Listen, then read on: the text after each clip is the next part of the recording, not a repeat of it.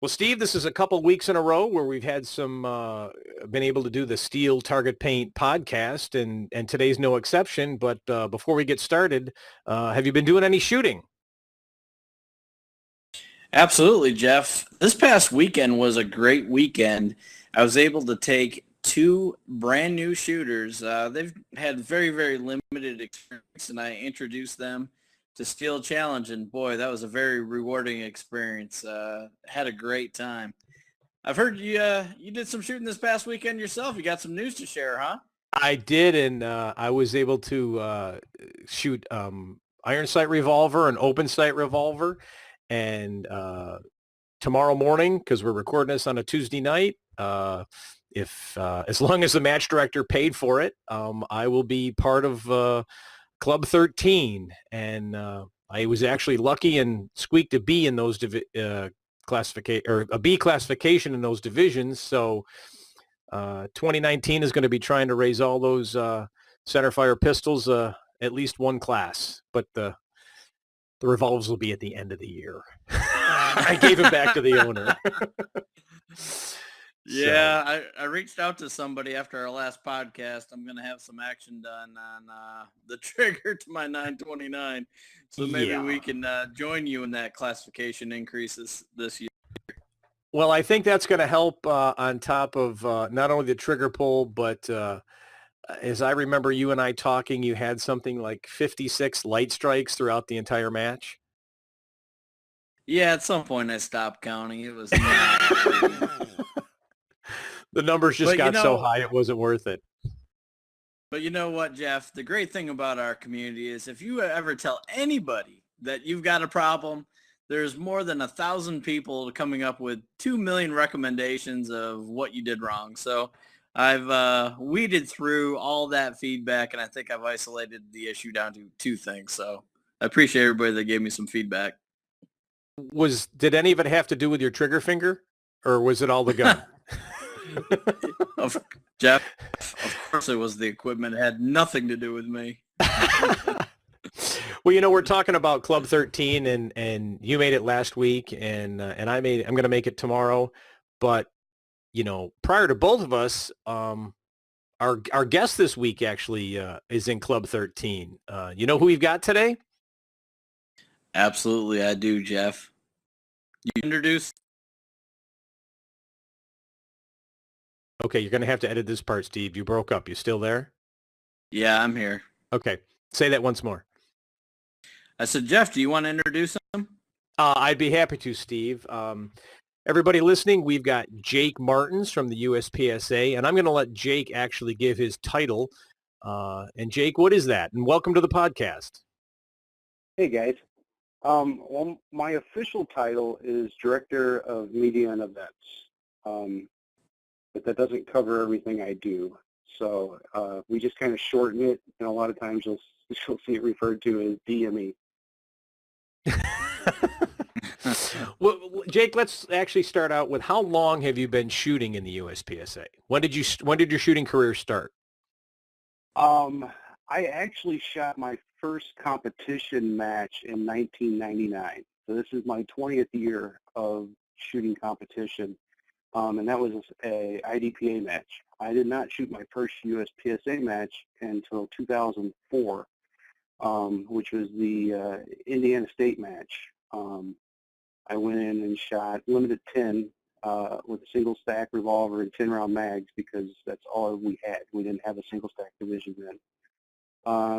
And I pretty much exclusively shot USPSA from 2005 until now. Some Steel Challenge, a little bit of multi-gun, but mostly USPSA. Great. Yeah. You didn't shoot quite 13 divisions at the World Speed Shoot, but you shot a number of them, didn't you? I shot 9 at World Speed. So can I was working Pendulum, and can I share a funny story when you came to our stage? I think it was the last gun you were shooting. So was this my production division run? Yes, it was. Okay. You are more than welcome to share the story, but I will preface this by my best time was the last run. Yes, it was. And so this is Pendulum, and this is the end of the world speed shoot. This is Jake's 9th gun of the match, and he gets up there, and he's just having trouble hitting all the plates. And he looks at me, and I think his time might have been a 16 or 17. And he looks at me, and he goes, "What happens if I just shoot the stop plate?" I said, "It's going to be your draw. It's going to be your draw time plus 12." He looked at me and went, "Really?" I went, "Yeah." He drew in about a second and a half, and he took a 12 and a half or 13 and a half into the score, and he was beaming. It So- beat the 2 runs before that where I had reloads. Yes. That's Yeah, definitely other than a don't miss- know is that- those days. Yeah. Other than a miss on the what you field don't know is challenge score. I did the same thing on 5 to go later on. Oh, yeah. Steve and I really, have a great joke where we say the worst thing you can hear on a steel challenge string is, of course, you've missed, but the second worst thing is nice reload. yeah. Yeah, I really struggled with my production division run at World Speed.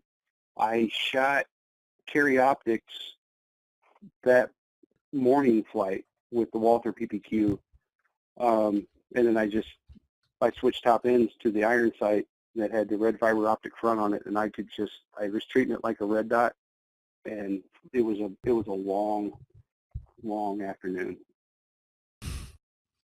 Well, the good news is you got through it and it's over, and we got a good story out of it. Yeah. And when I went to Area 2, this right at the beginning of December, Eric Leach and Art Leach were gracious enough and very eager to watch me shoot their revolvers to get into Club 13. And you want to talk about 2 completely different setup revolvers between Art's optic sight revolver and Eric's iron sight. Art has the grips on there that have it where it pushes your trigger finger out. It's got this big hump on the side of it. And it was not fun to shoot. I'm glad I did it, and I really appreciate the masochists that shoot revolver division in USPSA and Steel Challenge. It's just not for me. I mean, it's an amazing discipline to be able to run a wheel gun the way that those guys do. And I love them for it, but it's just, man, when somebody tells me and asks me if I like shooting revolver, I'm just honest with them. No, I don't.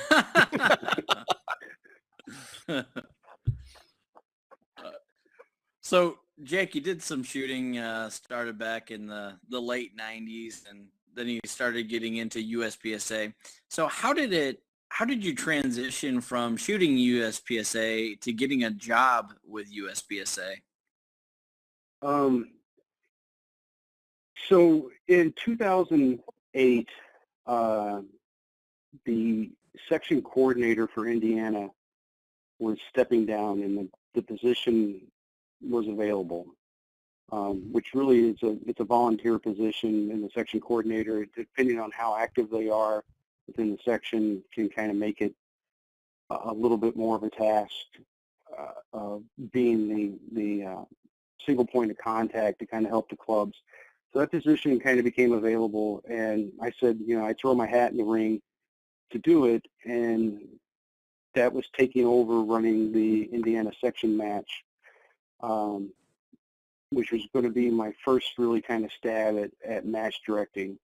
So I did the section coordinator position from 2008 to 2014, the end of 2014, and ran the Indiana section match. We also did the Indiana single stack production match, and then the SNS 400. So there was 1 year where we ran 3 majors where I was the match director. That kind of gave me a little bit of exposure to helping clubs, organizing RO classes, and then putting on big matches. I went and I worked the 2012 Nationals as an RO and met some of the staff from the office at that time. I came back and worked the 2013 Production Nationals that was in Tulsa, Oklahoma that year. Worked the registration desk, helped kind of just, being a gopher and going around and doing stuff, and offered to write some articles for the magazine at the time to cover some of the matches, to turn in some articles over the Indiana matches. And in 2014, I went back to work the Nationals that was out in Utah. And at the time, the club coordinator position, or Troy McManus was running that position, but he was going to transition into the director of NROI. So that part-time position was going to become available. And they were also looking for an assistant editor of the magazine. And, I had written a half dozen or so articles, so we kind of worked out a part-time position for me to come in and transition into being the assistant editor of the magazine and the single point of contact for the clubs. It just kind of progressed from there.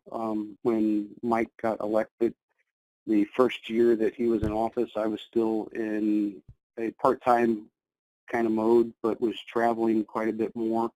So we sat down to figure out what it would take to make this a full-time position. Which kind of, we go back and joke about that my title is Director of Media and Events. I didn't realize that events was pretty much anything that you read, see, touch, look at, talk about, reference to. Is it easier to say, maybe it's easier to say what you're not responsible for? The P&L and the IT. There you go. Yeah. Hey, Foley, you listening? Yeah. No, I bring a different, I bring a kind of a different skill set to it because I've ran matches, so I know how to build stages, and I know how to recruit staff, and I can help Troy with that part of it. I ran practice score from registration to scoring on the ground, so I can be insight into Rick in the IT position and working with practice score on things. I've written articles for the magazine, so I can help people with that. I've helped with setting up new clubs and getting RO classes put together and bringing in new shooters and training and stuff. So being a section coordinator, I learned a lot. Putting on matches, I learned a lot. So I can kind of bring in a lot of different references to kind of assist in areas. So it's not just, writing articles and taking pictures for the magazine, but I do a lot of that as well. So is the position you have today a full-time position, Jake? Yeah, I've been full-time. This will be, actually, January will be 2 years of being in a full-time role with Us Bsa. Okay. Now, is this an elected position, or is it sounds like it was something you applied for that you were awarded and your responsibility grew. Is that correct? Yeah, so I originally interviewed for the position through the previous administrative staff in 2014 and was hired in November of 2014 in a part-time role.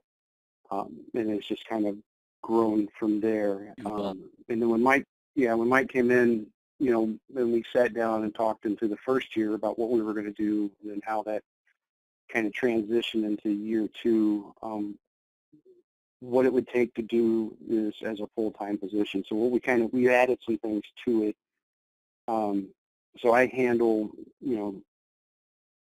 the trade shows and the national events, the national sponsorship program, along with the club contacts. So we kind of combined a couple of positions into one overall kind of thing. But it's kind of grown into some stuff. So when we look at like the advertising part of USPSA and the national sponsorship program, we tie a lot of that stuff together. We tie a lot of programs together and package it for companies. So they're not just going to buy an ad in the magazine and then they're just going to be a sponsor at nationals, or they're going to be part of a preferred vendor program. We try to package things together for the company so they get the biggest return on investment when they partner with USPSA. And that's kind of been the goal with me going full time is that we're marketing USPSA, not just to clubs and to shooters, but also within the industry. Excellent. Gotcha. Well, So- you've got, again, you hit on a lot of different things there. I think one of the things that people don't realize too is you are the editor of the Front Sight magazine, but that magazine is filled with articles contributed by the members. I mean, I've been fortunate enough. I had a couple articles in there, and it's if you want to bring or notoriety to your club or to your match, it's a perfect opportunity. And could you talk a little bit, about how much it really is based on member articles? It is 100% member contribution. All the articles are ones that, if it's a match article, it's somebody that's participated in the match as a member. They're writing it from their perspective. We have some guidelines. There's actually on the website a contributor's guideline that kind of gives you an idea of how to go about writing it. I pretty much encourage anybody to send in match articles or an article about their club or an article about a person.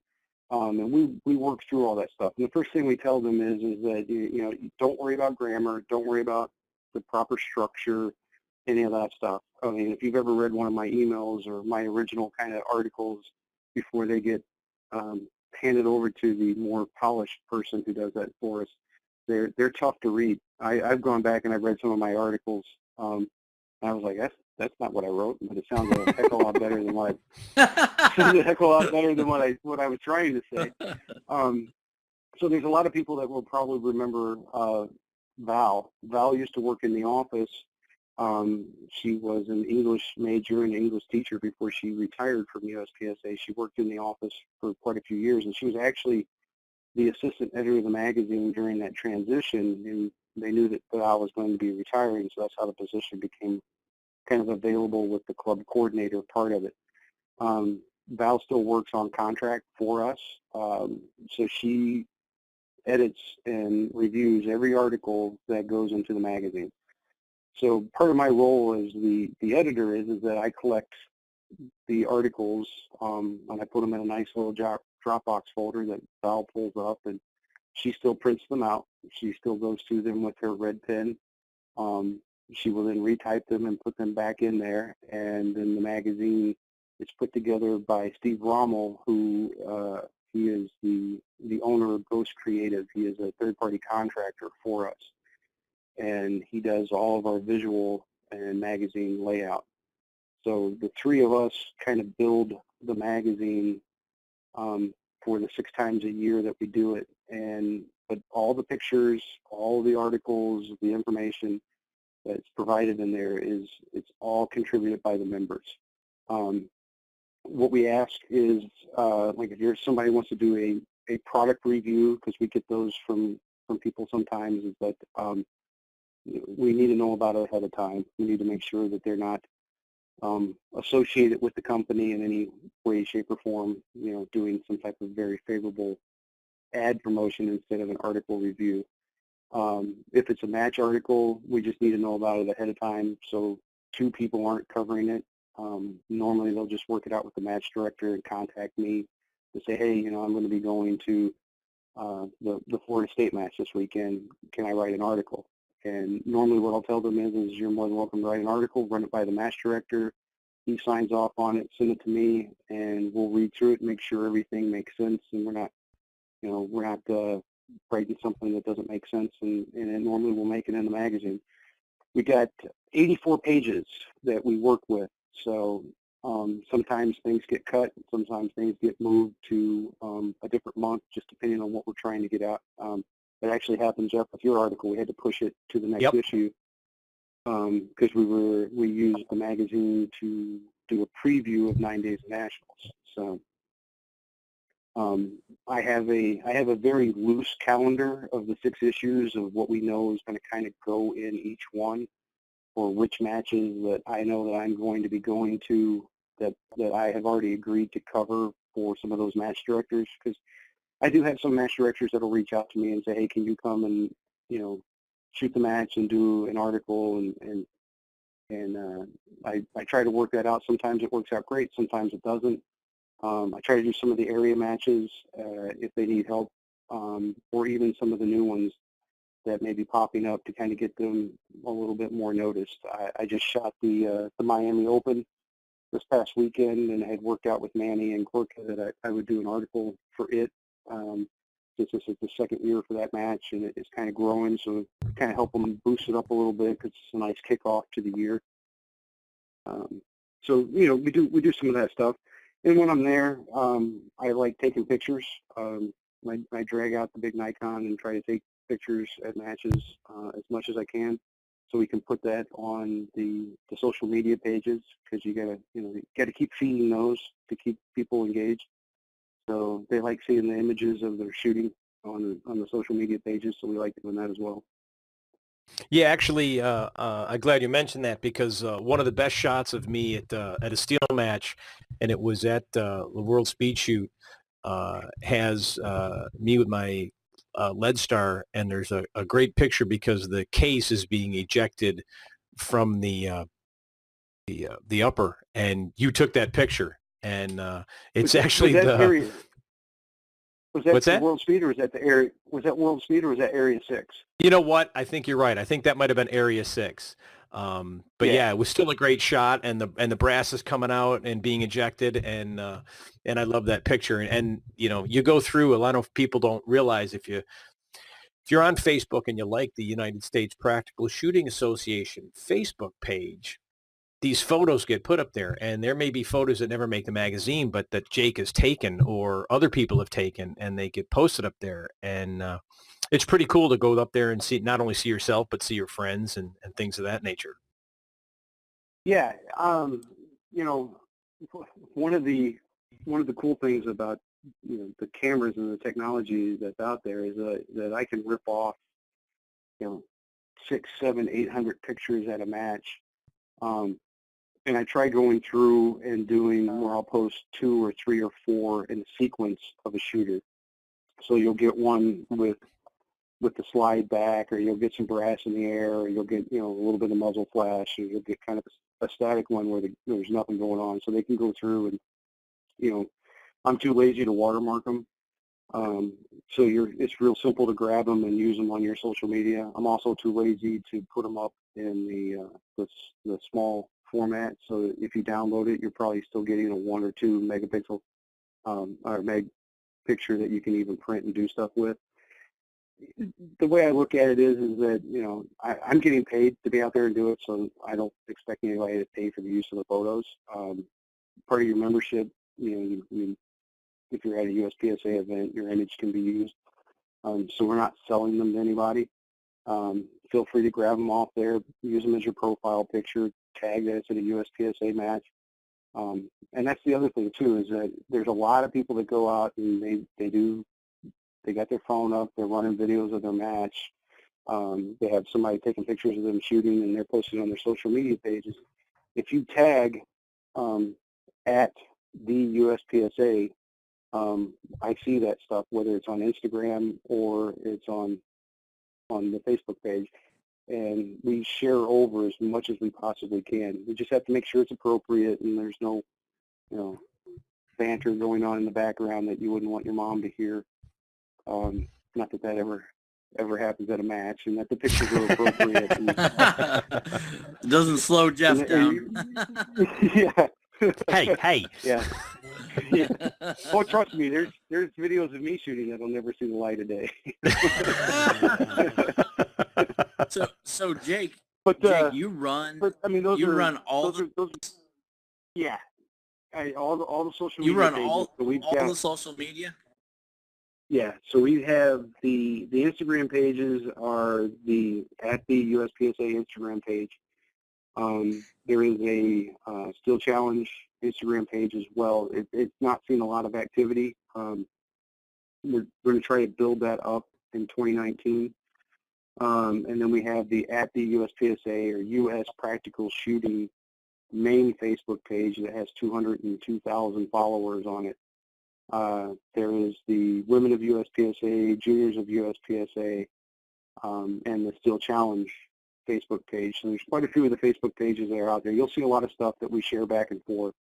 We also use it to make announcements. We normally will put up, any kind of information that's also announcement on the USPSA webpage. So if you want to stay engaged, we use all of those mediums out there to get our message out, whether it's about match announcements. When we released the new rules back on January 1st, we kind of blanket every aspect of social media when we released the mobile app. And there's still actually scheduled posts that will hit, because I'll go in and I will schedule, usually on like Monday or Tuesday, I'll sit down and schedule 5-6 different posts that'll hit that tie into some of our preferred vendors, or will be a reminder of a match coming up. So yeah, I'm Mike and Gary and Rick and Troy, they all have access to the pages, but I can't get them to do anything on there. So I'll tell them you said that. I've told them. But there's there's some other people that have access to the pages that help us out from time to time when they're at matches. Michael Brooks is kind of my right-hand guy when we do nationals, and he runs around doing a lot of pictures and videos. He does a lot of the Facebook Live for us. So he has access to the pages, and sometimes we get a lot of member engagement or new shooter engagement that will do a Facebook message on the main USPSA page. And sometimes I don't have access to turn around and answer it real quick. So, Troy sees those, and Mike, and he'll answer them sometimes, and Michael Brooks does it as well. But we get a lot of comments, we get a lot of likes and shares out of that. And it's a really good way. I mean, I can track and tell you almost on a daily basis how many people have looked, liked, shared, the engagement level on our social media, and then even kind of can track it back to how many people have clicked on join USPSA that day. And I can go into our portal and look and see how many people have actually joined from either Still Challenge or USPSA, where they've created a new membership.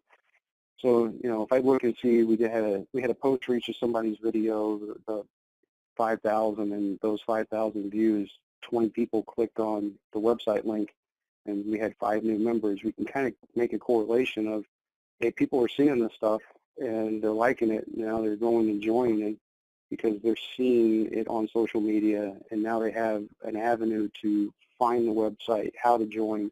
So it all kind of, it's one message that's out there. That's why we use the hashtag This Is USPSA, because how many times when you've gone and you tell people, I'm going to a USPSA match, they're like, what's that?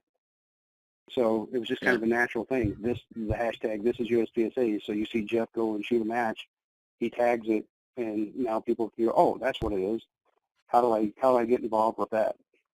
Sure. So Jake, just to be clear for everybody listening, if you're posting the videos, if you're posting pictures of matches you've been to, matches you've just shot, they should be tagging those posts with at the USPSA, and that way you'll see them.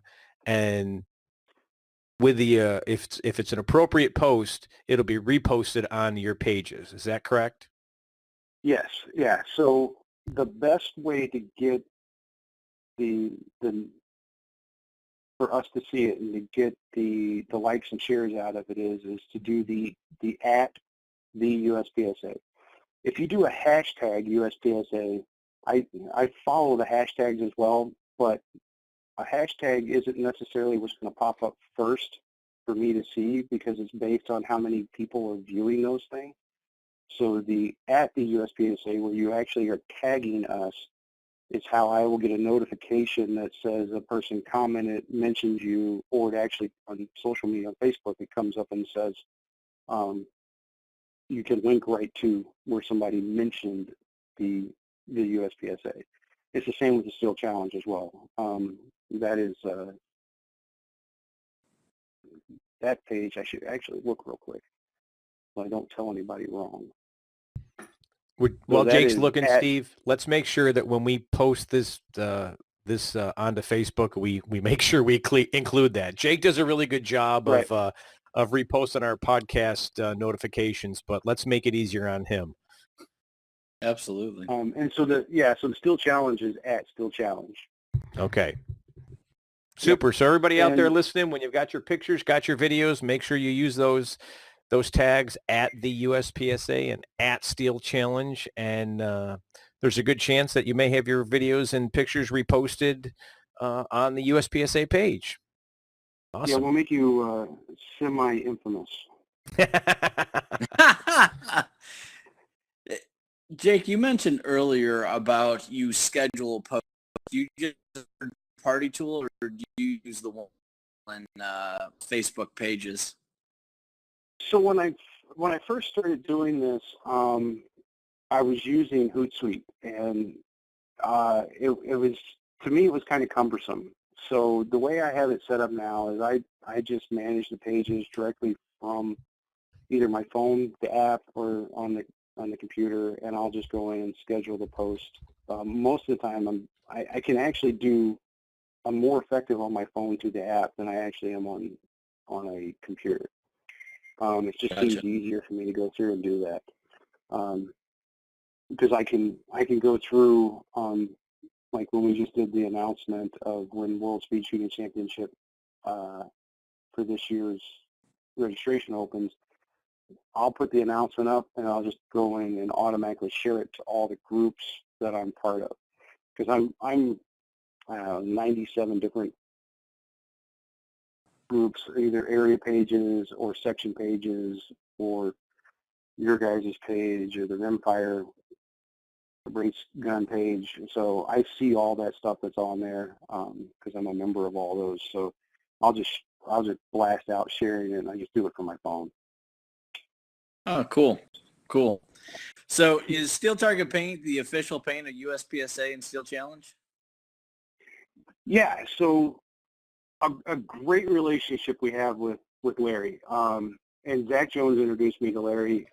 He came out to, I want to say it was the 2016 World Speed Shooting Championship is where I actually met him in person. And that relationship actually is what kind of led to the preferred vendor program. So Steel Target Paint is kind of two things. They are part of the preferred vendor program through rangestore.net, but they are also, when we put a World Speed Shooting Championship on the ground or the Nationals, he is the official paint of USPSA or official paint of Nationals or official paint of the World Speed Shooting Championship based on his sponsorship and donation to the match. And normally what we'll do is we'll do some kind of buy one, get one, or a discount or something like that Sure. to get enough. Because when we put World Speed Shoot on the ground, I mean, I think we went through 50 cases of paint, which we don't expect anybody to donate that much paint for a sponsorship. That's crazy. So, but Larry was awesome. He was actually bringing paint to us because he keeps a couple cases in his vehicle with him, and he was like, "You guys need some more?" And I'm like, "Yeah, just bill us for it, and we'll figure it all out afterwards." Yeah. But yeah, that relationship of what we were doing with them and how do we get more exposure to companies that are wanting to support USPSA or support the clubs or the members. The website is set up to where we have an agreement with Multiview, and Multiview does the banner ad sales on there. So we don't handle the banner ad sales on there. It's rather expensive to go through a third party for a company to be listed on the banner on our website. And we only get a very small portion of that payment back. And I'm the type of person where I've never really ever clicked on any of those banners on any website I've ever been on. So I look at the preferred vendor program as an opportunity where somebody can directly market to our membership. So there's a web page that's listed as preferred vendors, and you click on it, and these are companies that have have paid a small advertising fee to be part of that program, and part of that is that we share their social media stuff. So every time Larry puts something up, or Brian puts something up for Hunters HD Gold, MGM targets, SMS casting, blue bullets, CMP targets. Like right now, CMP targets, they're advertising 15% off their SHOT Show discount rate, and you don't have to go to SHOT Show. So they're a preferred vendor. So Sure. every time they post that, I share that over to the USPSA main page. So that's kind of how that agreement works, is it's just getting exposure for these companies. And it's worked out very well. There's been some companies that have already said, yeah, we're in for next year, because it's a 12-month thing. So whenever they signed up, it ends after 12 months. So it kind of varies throughout the year, but we've already had companies that are back on saying, yeah, I want to do it. Then we have some other agreements where we have the actual, like with Federal. Federal is the official ammo of USPSA, where they produce the 3 Syntag action pistol rounds that are actually logoed USPSA. So their agreement with us is a little different, because they're paying for the licensing use of our logo, which is a trademark logo. And that was a relationship that, we developed over, we're coming into year 3 with that, where they reached out to us with asking for some information about, what's the most popular rounds, explaining to them how power factor worked, and kind of developed this ammunition to be competition ammunition. So that's how that relationship came about. We have some new ones that we're going to be working on for 2019. We're going to roll some of it out. I've talked with a couple companies about doing an industry partner thing, where that is kind of more direct marketing with some of the bigger companies, and looking to see what kind of benefits we can get for members through that, and get some exposure for companies that are making guns specific to competition shooting. A lot of the manufacturers have seen, when you go and you look at, we just blasted out all the information about the new Walther PBQ Q5 steel frame. That is a gun built specifically for the USPSA competition. The CZ Shadow 2 was a gun that was built specifically for competition. So we're rolling out some of these programs to see if we can partner with these companies to help. When you open up the box, we're trying to get it where you open up the box and there'll be a card in there saying, this gun is approved for USPSA production. Here's how you find more information about USPSA. Sure. So 2 things. One is back to 2016 World Speed Shoot. That was that's when Larry and I first got together. That was the second match we ever been to together, and I was a newly sponsored shooter with them. And that's the first time I met you. It was Dave Savigny, you and I shot in a squad in that afternoon on Thursday. I remember that like it was yesterday. Good times. Well, what was awesome about that is I told Dave, and I was like, hey, I'm going to treat this like I'm taking the class from you, but I'm not going to pay you.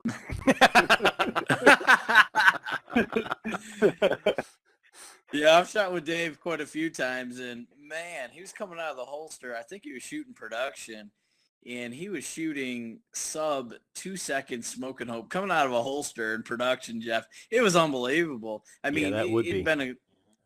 It was a couple of, I don't know, it was probably a year or two since I had shot with him, and I'm like, holy cow, I thought he was good back then, and I was just glad there was an average guy like me shooting with him, so I appreciate that, Jake. Yeah, that was pretty impressive. Dave, if I remember it correctly, he was going for the production win. That was one that had kind of eluded him with the FN9L, and yeah, I mean, yeah. So my whole plan of learning how to shoot steel challenge from Dave, because he had to get in and get out. He had some other obligations. I pretty much, we just stood there in awe and watched him shoot and realized that I could never do that. That's right. I did want to follow back up on the vendor program. I saw a recent announcement. It's probably been, I don't know, maybe it's been 2 weeks or so, that USPSA partnered with Hunter's HD Gold. How did that come about in the relationship with Brian? Well,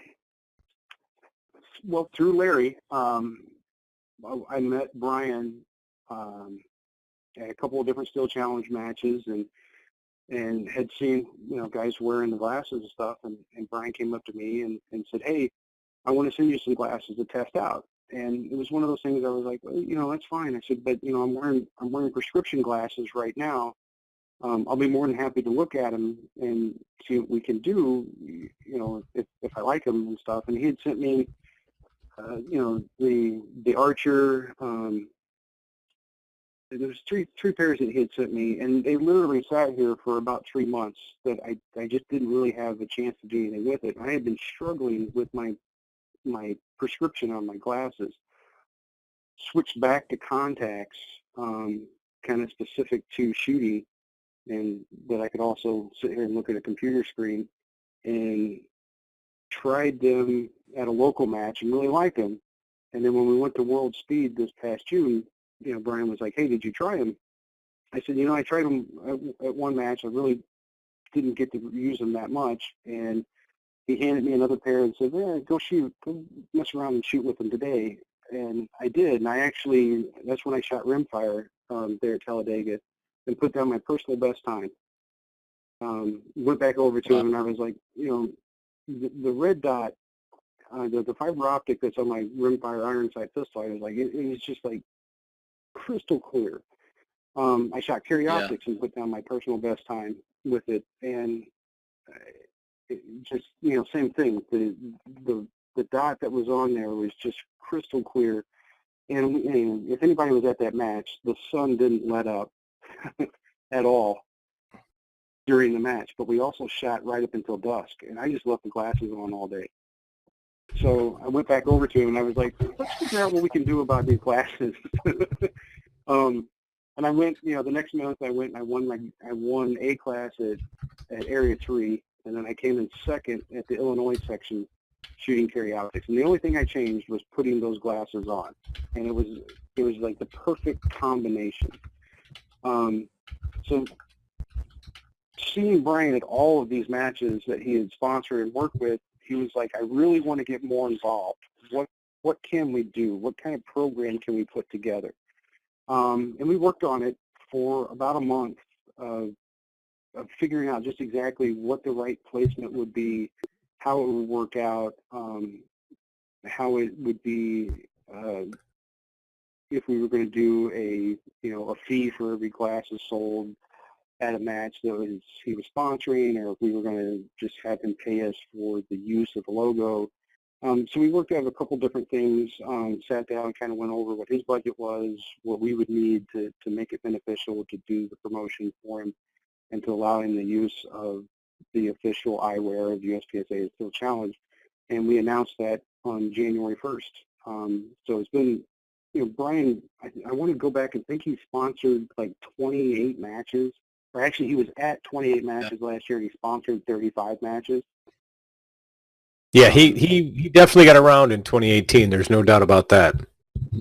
Yeah, and part of this is that we're looking at being on the ground together at quite a few events for 2019, where he's going to have his loaner program set up, where if you want to come and wear a pair of his glasses during the match to try them out, to also be there with him to try to do some other demos with the federal ammo and some other things that we're trying to work on to be on the ground together at a lot of places. Because one of the things that Brian actually helped me with when we go back to the social media side of it is Brian did a ton of videos of Steel Challenge matches that I was not at, that we shared. And he did a lot of live podcasts from the ground there that was all shared over. So we got a lot of extra social media content because he was on the ground. So it was a natural fit. And it worked out well for him. It's worked out very well for the competitors that are trying out his glasses at matches. They're finding this brand of glasses. Like I said in the article that I wrote, there's gold in those glasses because the clarity that you get out of them is just amazing. And I've gone through prescription shooting glasses. I've gone through some of the other brands that we're all familiar with that you've got to change lenses out.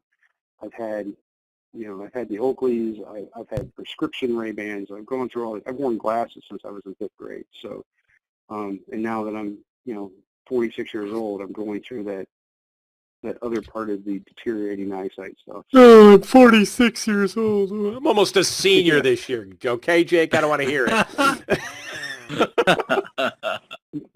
Not my The fault. AARP keeps sending me information in the mail. It's depressing. No, Steve and I both know exactly what you're talking about. We both wear them and swear by them because the whole concept. I think what people don't realize is their tagline. They change so you don't have to, and you get into those lower light situations and you can still see in them without a problem. Yeah. How many times have we been at matches that start at 7:30, 7:45 in the morning where it's still dawn, or we're leaving the range at 5:30, 6:30 at night where dusk starting to set in. They're literally all day, and I've worn them. I've not taken them off, and not had to worry about it. I've actually caught myself driving home from the range in them, and because with how they change, I don't need to put on another pair of glasses. Yep. And, if I didn't, one of the things that Mike and I talked about is that we're not going to endorse any companies that don't have good stuff. And, this is good stuff. Brian, I got to go to the plant there in Alabama and see the process that they make these lenses and what they go through and how many steps that they go through. And it's pretty impressive. I can't speak highly enough about that relationship with him and how supportive he's been, not only of the shooting team, but of Steel Challenge and USPSA matches, and how heavily involved he wants to be in helping people with this, solution to having glasses that work for shooting. Hey Jake, it's a running joke with Jeff and I, but I have to throw it in there. Jake, I'm not sure, but Jeff will tell you that I've got a home range. There it is. There it is. There Everyone. He sneaks it in. Yeah, every single I'm well aware of your home range and that you've recently had it lit. So that's exactly where I was going. This daylight savings time, I've got to work for a living. So, when I've got the lights lit up, I've got about 15,000 lumens behind me. The glasses still make things pop. So it's fantastic. Yeah, I have gone through. There's a lot of companies that are out there that make glasses. There's not a lot of companies out there that make shooting glasses.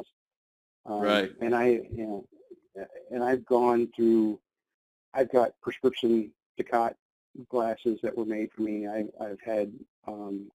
I've spent a small fortune on eyewear to try to get the right things. And 2 years ago, I went to a progressive bifocal of my normal daily wear glasses.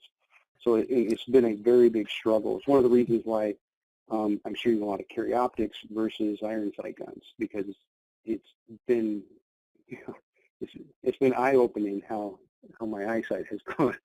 Jake, no, it's Jake. It's stop right there. It's simple. Dots rule. Okay, it's that simple. Dots rule. I am right now. I've had a conversation here recently about what dot I would put on my carry gun. So if that gives you any idea what I'm going to be shooting.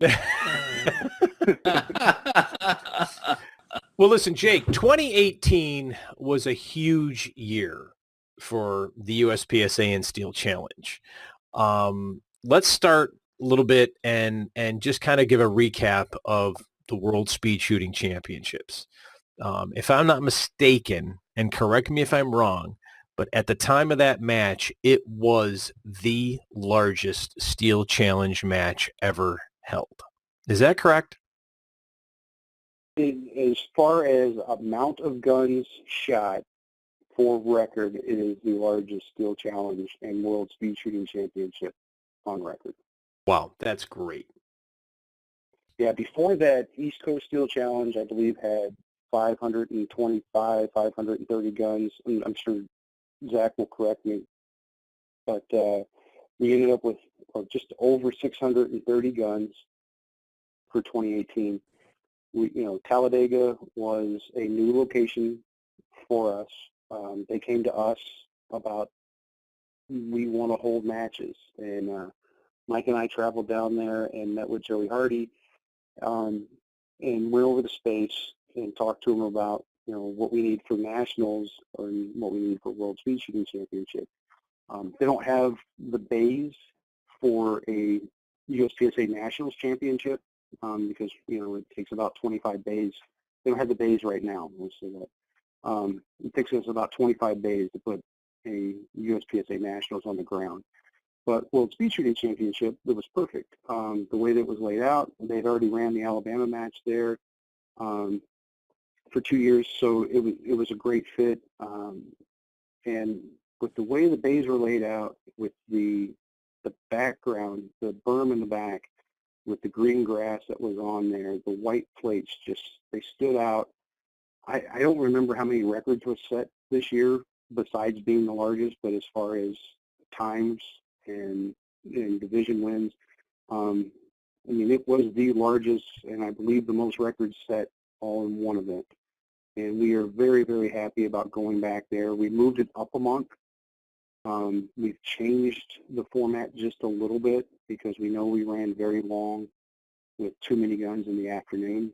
So we've decreased the size of the match, which sounds a little crazy when you think about it, because normally you're going to say, hey, we just had the biggest event, let's make it bigger. But we've actually decreased the size of the match with how many guns could be shot in the AM and PM flight, just because we know we ran too long. And we moved it up a month so it'll be a little bit cooler because it did get kind of hot there in the afternoon. So we're looking at attacking that event again, especially now that people know just exactly what the range is and how it looks and how inviting CMP is. They are a great partner, and that is a beautiful facility there. So I'm excited about going back there for May. Registration, Zach's got it all set up. Registration starts on February 1st. I want to say it's at 6 p.m. on that Friday evening. The sponsor packages are starting to hit for that match. We're blowing some of that information out. We're giving some of the sponsors back that we had last year. We kind of give them first right of refusal. So SIG is back as our title sponsor. We're going to see what kind of side match or challenge that they're going to come up with. We have a meeting with them next week at SHOT Show. So really, really looking forward to it. And I got a very, very funny feeling that at 6:01, Zach is going to be scratching his head wondering, how many guns are going to get signed up right away and get people in. Yeah. But it's going to be so Wednesday is going to be a staff day in the morning, but we're going to allow a certain amount of competitors. I don't have that number in front of me. That competitors will be able to shoot on that Wednesday AM and Wednesday PM slots, but it's going to be reserved also for staff. If you're interested in staffing that match, Troy McManus has the staff package together for it, and it's part of the social media release. There's a link on there. You can click on that. Thursday, Friday, Saturday are AM, PM flights, and I believe it is 8 guns in the AM and 10 guns in the PM. Last year we did 10 and 12, so we're reducing it by 4 guns each day on each one of those flights, just because the time frame. You can't start shooting at the CMP range until 9 a.m. So we lose an hour of time where you would normally start at 8, but there's a state law about when you can start. So this will work out, and then we'll shoot Sunday morning and then do the award ceremony after that there in the clubhouse at CMP. Well, I'm looking forward to it. Last year was my first one, and I was fortunate enough, at least I consider myself fortunate enough, to come out and actually help set up. and I'm hoping to do the same again thing next year and being involved a little more. And I know a lot of people, like the classic one was Outer Limits last year. Everybody looked at Outer Limits and they went, "There's no way it's right," because the Right. 35-yard plates were on like 2-foot sticks, and Right. then they'd get in the box and they'd index and they went, "Okay, that is right." But that again is the key. This is a world championship, and I know we were out there measuring and moving boxes because they were off by 3 inches, and Right. that meticulousness means something. And so I'm looking forward again to it this year. Yeah, it's one of the things that, Mike and I and Gary and the staff, with Troy and Zach, specific to World Speed, but nationals in general, we don't put on matches anymore. We want to put on events. We want to put on an event that you are coming to that includes the overall look and feel and the atmosphere of a match. You can go and shoot an 8-stage steel challenge match at your local club on a Saturday morning if you're lucky enough that they run all 8 stages or they run 6. That's a match. When you come to World Speed Shooting Championship, that's an event, and that's what we want to put on. And CMP is an excellent host for that event. But you mentioned 9 days of nationals, and I shot the optics portion of it. Can you just give, because we've got a number of people that yes, we're predominantly the Steel Target Paid podcast and Shoot and Steel Challenge, but we do have a number of people that shoot USPSA. Why this year did you do a 9 days of nationals? What was the thought process behind that? Well, we're nuts. So we'll start with that. No, we had sat down over about a 2-month period of time and had really just kind of beat a bunch of ideas into the ground. Do we do 3 nationals? Do we do 4 nationals? Do we split out these 2 divisions with these 2 divisions? And how do we get the capacity that we want to get? And what capacity do we need to make sure that there are slots? And where do we want to go with these matches, and what range can hold? I mean, there's all kinds of things that are going on. Where the hotel's at, where the ranges that can host it. So there's a bunch of things that are going on. We kicked around doing iron sights and optics again, and how that would work out. And really, to be honest with you, at Iron Sight Nationals 2017, at a dinner, this idea kind of started. Michael Brooks and I left that dinner driving back to the hotel where we were staying at, and we're kicking around the idea of what divisions can be put together in a back-to-back-to-back format. Because one of the thoughts was, let's run all 8 divisions at the same time.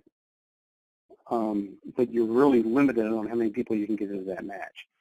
So I sat down with a notepad in the hotel room and just kind of shouted out some ideas and put this on paper. And then Mike and I met the next morning, looked at it, and said, all right, let's fish this out a little bit more. The 2 biggest things that I was looking at is that, one, I wanted to be able to get new classifiers out of a nationals event. And the only way that you can do it and get consistent high hit factors is that the stages stay the same for all 8 divisions. So that was number 1. Number 2 was that when you look at, if you put nationals on 3 different times in 3 different places, the expense is huge. I mean, the expense to bring in 1 staff person is covered by 6 to 7 entries, depending on how much hotels cost. So for every 1 staff on the ground, it takes 6 paid competitors to cover that cost. You do that 3 times, and you start seeing just exactly how expensive it is for us to put a nationals on the ground. Right. The other part of it was that it was a natural fit for these divisions to kind of be grouped together and what sponsors would go with them. So when I look at how we put divisions together, I also look at who's going to sponsor what. So we put the optics or the high cap or however you look at it together, and it just kind of broke down where we knew that SIG had already came to us saying they wanted a piece of this match, so we put the optics together. The factory gun was a natural fit for CZ with single stack and production. Factory gun is kind of a tradition name for the production and division match that it was originally rolled out as the Factory Gun Nationals in 2000. And then limited is, STI has owned that division for years. So it just made sense on how the divisions broke down and what we would get out of it. And then the kind of other part of it was that I had went to one of Dave Jenkins and Shannon Smith's matches and then came back and shot a different one where I saw they had taken a stage and then by moving some fault lines and walls created a brand new, completely different stage, but with very little work, right? It didn't take a huge amount of time to recreate this new stage. So that really kind of was like, we can have 3 different matches, keep the classifiers consistent, but you're going to be able to go and shoot a different match every 3 days. And there were a number of people that shot all 9 days, as I remember. Yeah, there was 87 people that shot all 3 of the matches. Wow. And they will tell you that, it was 3 completely different matches. People that came in and just shot one of the matches or just shot 2 of the matches got to shoot 2 separate nationals in a 6-day period of time. There was a lot of people that were surprised that they came out with some pretty high hit factors off of the classifiers that we introduced at the match, which was part of the goal. These are match condition classifiers, and we got 9. We got 9 new classifiers out of in 1 year. We hadn't introduced any new classifiers in over 5 years. I shot the optics and we've actually used some of the ones. I personally liked a number of them because they started incorporating some movement, which is more in line with what the field courses require. And I'll say it right now, if you want to stop having Virginia count classifier, that's awesome. Comstock is fine, Jake. Okay. So there were some people who dubbed it the Reload Nationals because there was some forced reloads in some of the stages. But each one of the classifiers, there was a very specific design intention behind it that either was including movement or was including strong hand, weak hand. 2 of the classifiers were ones that Aaron Bright, who writes quite a few of the articles in the magazine, but he runs an indoor match during the winter months here in Indianapolis. A lot of our classifiers don't fit in an indoor range, but we have a ton of indoor ranges that are now active with Us Bsa. So 2 of those classifiers were designed to be narrow and fit on an indoor range. Ray Hurst designed one that really has you thinking about which targets you're going to shoot, just kind of like you would in a match. These are what's visible. This is what I'm going to shoot. So, and then one of them was actually kind of made up on the fly that the wall sections in the drawing didn't quite work on the bay that it went in. So it made it in. Surprisingly enough, it made it in. It's one. It's the one where you start in one box and run to the other one, and then you start in that box and run back to the other one. And everyone was like, "Well, no one likes to run backwards." Yeah, but we do it in matches, so why not put it in the classifier? No. And then Jody Human had one of the one that is the Condor, where it's box to box, and then you start in the middle box and go to the next box. But you're freestyle to strong hand, freestyle to weak hand. So they're testing a lot of the things that the old classifiers used to, but now there's the added movement that's in there, but there's still the strong hand, weak hand, or forced reload. No, it's great. We got to shoot 22 stages, was it, at Nationals? Yeah.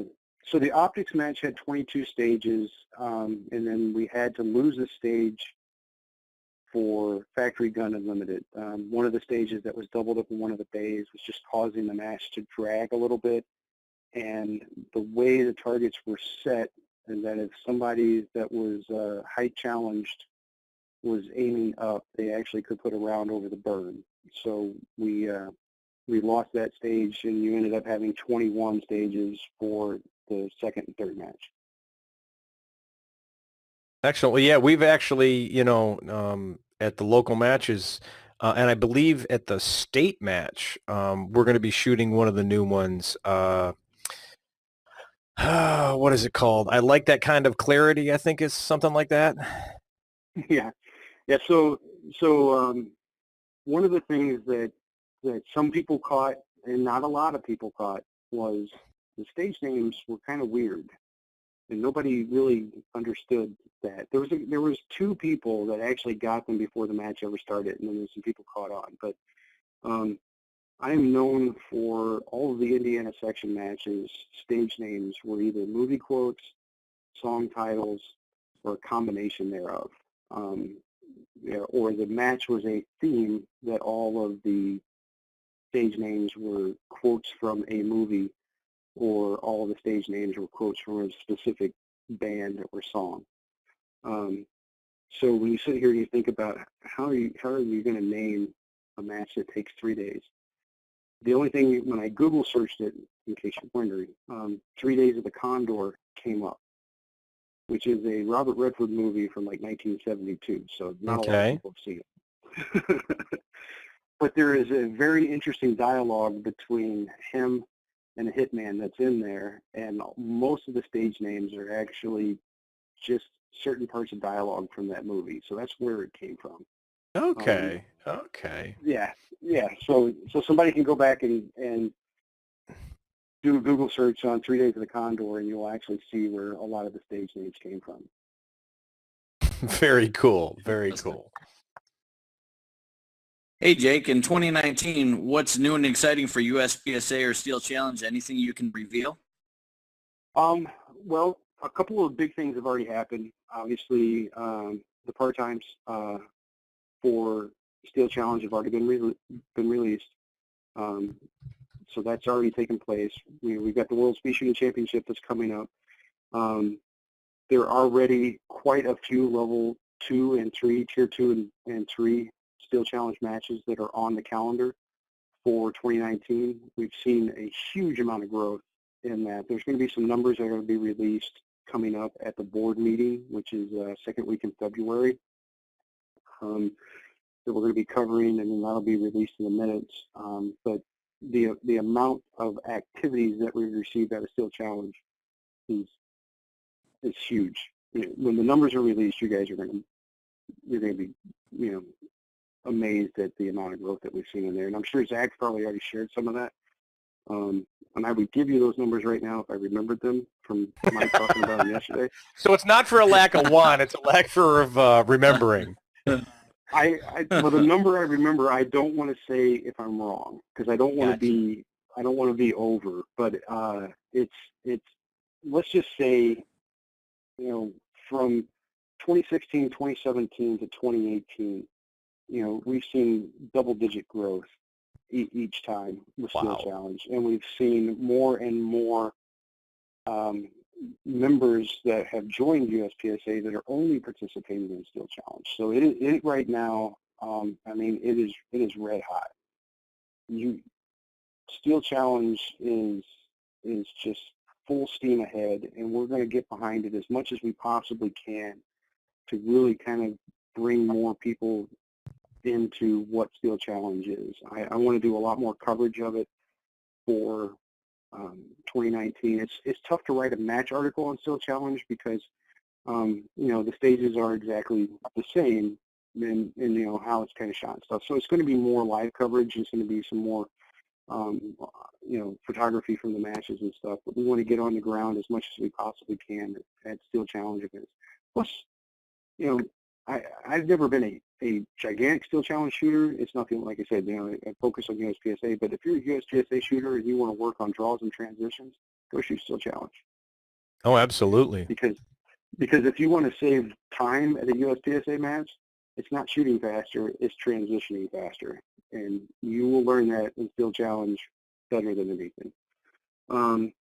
We also have Multi-Gun Nationals is what's going to kick off our big event this year, where we're partnering back with Shannon Smith at University Shooting Academy with Polk County Board of Tourism as our big sponsor that is helping support that match as well with the event around it.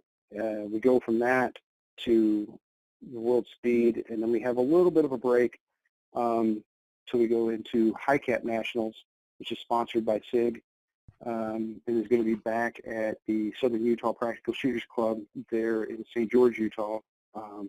Great facility. We're glad people love going back to Utah. It is a beautiful part of the country. If you shoot like crap, you're still going to enjoy standing on the bays and looking at the surrounding, the scenery around it is amazing. And it is a great vacation destination as well to go to Zion and the Grand Canyon and all the things that you can go and do. The High Cap Nationals is broke down into 2 back-to-back. So you've got PCC and Open will be the first 3 days, then there will be a break, and then the next 3 days will be limited and carry optics. Then we take a little bit of break for the month of October, and we roll back into Universal Shooting Academy for Low Cap Nationals, which is going to be production, and limited 10 will be together in the first 3 days, and that starts in November. The first week in November is 3rd. Then there's a break on that Wednesday, and then we fire back up with single stack and revolver, the Classic Nationals. And again, we move that back 2 weeks into November. It puts it a very, very good vacation time for families. There's a ton of stuff that is going to be going on in the Florida area, and the Polk County Board of Tourism is going to be offering us the discounted tickets to get into all of the Legoland and Disney and all the other things that are going on down there. So if you come in and shoot one match and want to stay the rest of the week, there's a bunch of stuff that you can go and do. Like I said, we put these events on the ground. That's what we're looking at as an event. It's not just a 3-day match. It's an event. It's a national event that you should be getting your money's worth out of. That's the plan. I've gone and shot nationals quite a few times, single stack nationals and some of the other ones, and they were kind of lacking on the event side of it. The matches were great, but when you're hauling your entire family around, or you want to go out and spend time doing that, we might as well put on a pretty good show. And hopefully that's what we're doing. And we're working on all the sponsorship packages and programs with that. We're finalizing some of that stuff, and then that's what the trip to SHOT Show is for us. Is we're going to sit down with some of the companies that support us and roll some of the packages out in front of them and get the sponsorship stuff rolling for 2019 as well. We had 2019 calendar planned. We started working on that in June of last year. So we already had 9 days of nationals on the ground and contracted Multi-Gun Nationals, and then started working on the format in June and July of what we were going to do for 2019. So it's an ongoing. We just had a conversation yesterday. Mike and I did about what we're going to do for 2020 and how we're going to break out the matches. So it's not a last minute kind of thing. We're pre-planning as much stuff as we possibly can. Well, it's definitely exciting. I shoot in both disciplines as far as Steel Challenge and USPSA, and I enjoy both of them. I have to admit, USPSA has become even more fun now shooting a PCC, and being able to put my iron sight guns up for a while, because again, like I said, dots rule. But I think everybody. Yeah, there's some good PCC matches that are coming up this year that we're partnered with JP. Excellent. There's the Southwest is in February out at Rio Salado. The Midwest is in Sellersburg, Indiana, in May, and then Shannon Smith is working on a date for the Southeast JP PCC match, which are all going to be level 2s instead of level 3s, because a level 2 you can do a little bit higher round count. So you can push the round count out there and see if we can get some PCC guys to reload. Well, I have one of those 57 round mags, so it's if I got to reload that, then that's one heck of a stage. Mhm. So, Just well, put a- Jake, thank you put a very quick much. line. I really appreciate you being on, and I know Steve does too. Steve, you got any last questions for Jake? No, thanks again, Jake, for being on the podcast. Larry and I will be out at SHOT Show, and look forward to linking up with you. Yeah, we got to definitely. I think Brian's going to be out there as well, so definitely meet up. Well, thank you guys for having me on. I really appreciate it. I really appreciate what you guys are doing to help with Steel Challenge and get the word out there, and especially the partnership that we've had with Larry with Steel Target Paint and with Brian at Hunters HD Gold. I know you guys are part of those teams, so thank you very much for that. All right, everybody. If you want to order something out on rangestore.net, we do have Steel Target Paint and Hunters HD Gold.